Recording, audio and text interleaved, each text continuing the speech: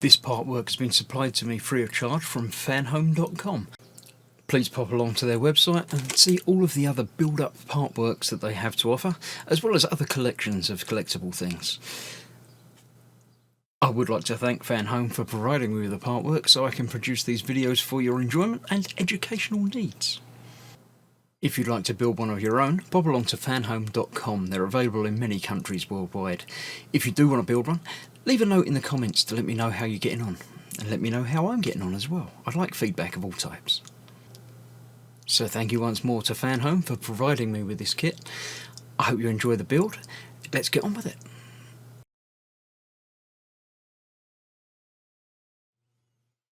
Hello, I'm Chris, this is Gross Models, and welcome to Stage 19, or Issue 19, of Fast and Furious Building the Legendary Dodge Charger RT from Fanhome.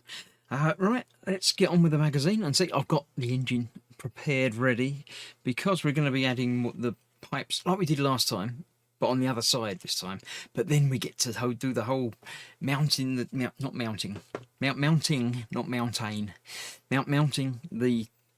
engine into the chassis, so that's going to be quite an interesting and fun thing to do. But before we do that, we'll have a look through the magazine. Family, obviously, Fast and Furious, it's all about family, isn't it? So yep,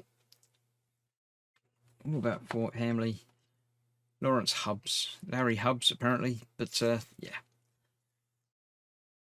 And the Dodge pace car. All right, on the Indy 500, I use the Dodge car. I don't know. I've obviously seen it at some point in the past, but I never associated it with being a Dodge, but it obviously was. Right, we're assembling the engine block part 7. It's there, in case you didn't know where the engine was in a car. It's about there.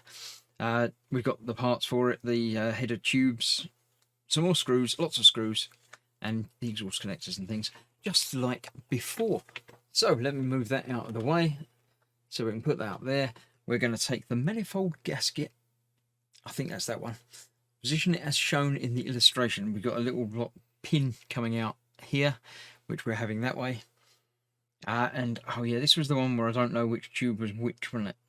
All right, let me go back to the other page and have a look. 19A, B, C, and D. It's basically they're getting shorter.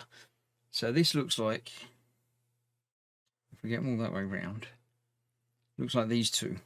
Not the bigger two. The bigger two are later.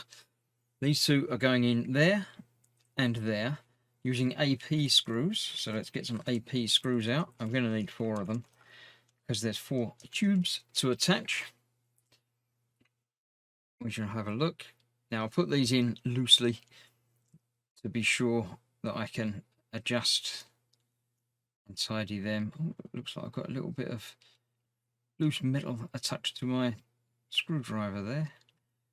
Let's get rid of that. I don't need that.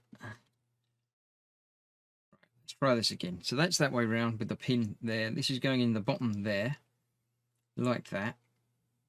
And this is going in the other side, and that's what it's being attached to. Get that one in there, making sure it's straight and square.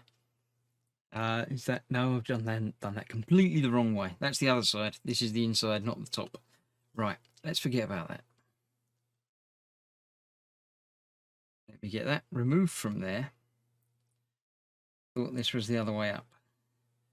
So that comes out of there. It goes that way up because I'm screwing it in the opposite direction to the way it is in the picture. Now that goes in there. And that will come out the bottom in that general direction. So now I'm going to do the same thing with the second one. Again, turning it over because it's easier to do the screwing from this side. That goes through there. That goes into there. And that's that. Nice and easy. It's easy when you know what you're doing and you do it properly. If you do it all completely wrong, then it's much, much harder. So that's that.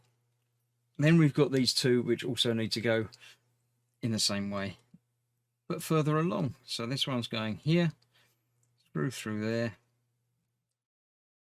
into there,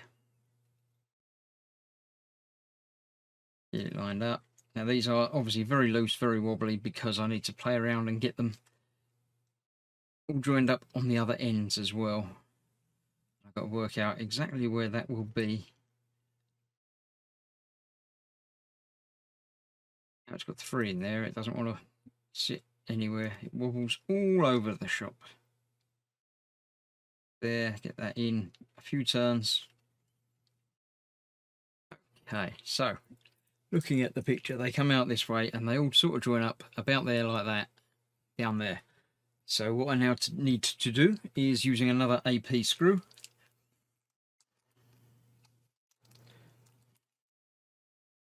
We're getting that and that fitted together with that way around, obviously, because that's going onto there, just like that, and the AP screw goes from the inside.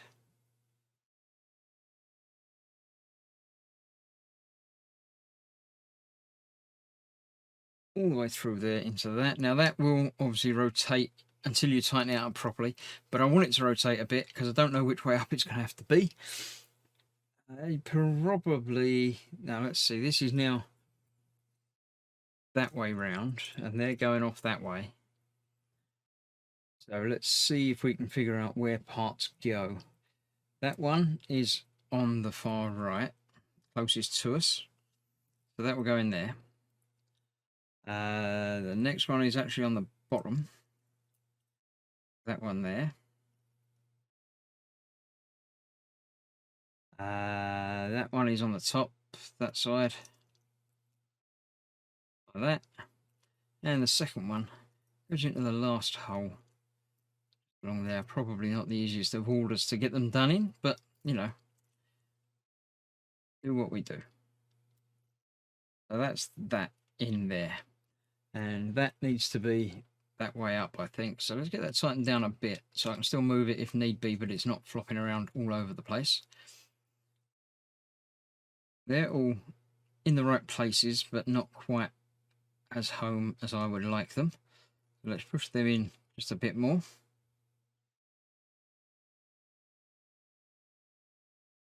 One's not liking it.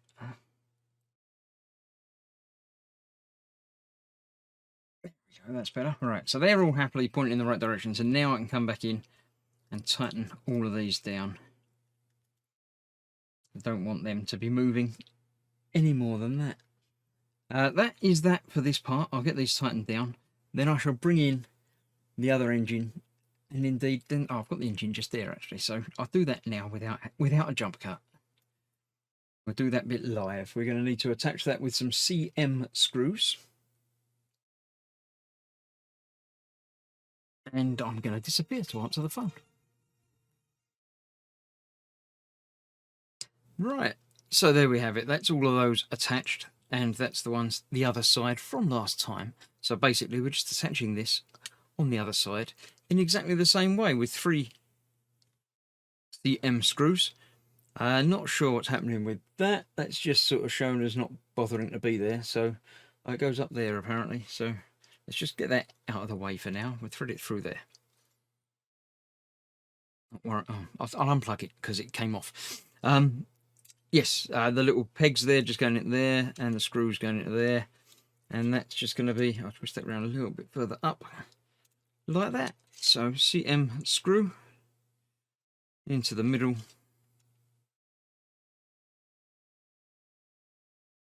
Obviously this is plastic being attached to the metal body. One over there. And the third one on that one.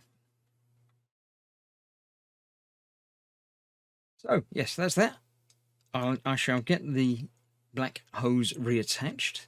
Just a case of pushing it onto there again. Then I'll dig out the framework with the wheels, the suspension and chassis bit, and we'll get that attached onto it as well. So the monstrosity itself, the heavy chassis and now the heavy engine are becoming one.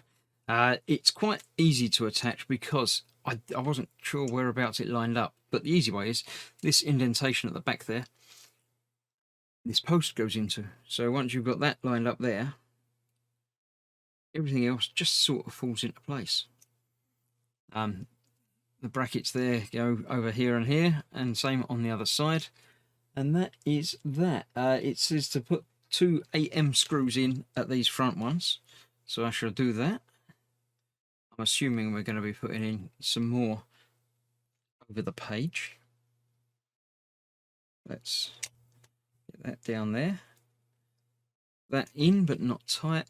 Get that lined up and on there as well. Does that go in? Don't know if that should go further in or not. We'll worry about that in a moment, because there is one more page of instructions to read. Get that one in there. It lines up, so now I can tighten that down.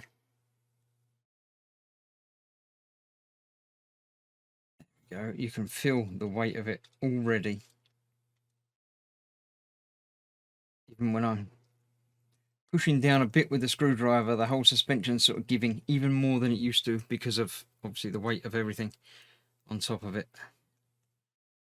A bit of movement there before everything engages. This one has, it's got some, it's just a little bit less, but that's all right. Once it's on there with even the body weight on top of it as well, I'm sure that's going to be fine. So let me turn the page over.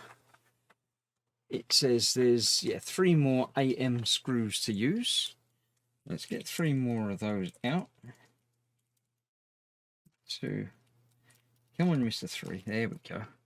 Right, so these are all actually, no, there's the 2 at the back there that I thought were going to go in, are going in. Let's get those done. One in there. It's not quite lining up for some reason. Something isn't.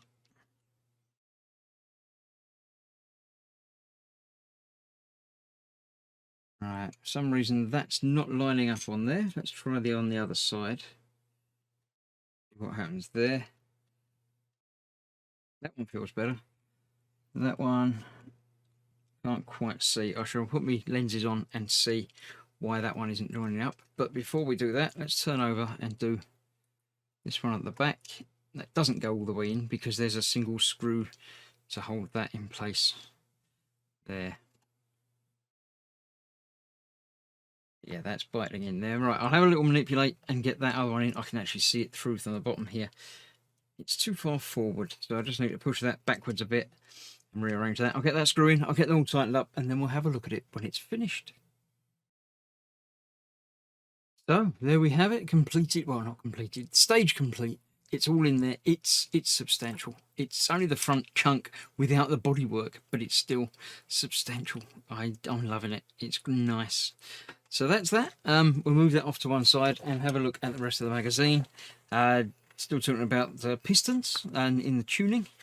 I know what they do. I don't quite understand how they do it, but yeah, it's explosions and things. But yeah. So yeah, inside the cylinders, I don't know quite how things work, but there we go. Tuned engines, limited increase in performance possible to continue using standard pistons. All right, they make it a little bit better. Reduction in the height and circumference makes a bit more movement and things, I should think. A little less friction, of course, so more performance. Yeah, yeah, very nice, all shiny and lovely. That's that. That was issue 19. So stick around for 20 coming up very shortly. There'll be some other part works in between, but hopefully you're enjoying all of the things that I'm building. If you're not, let me know. If you are, let me know, and I shall see you very shortly for some more things. Thanks for watching. Stay safe. Bye bye for now.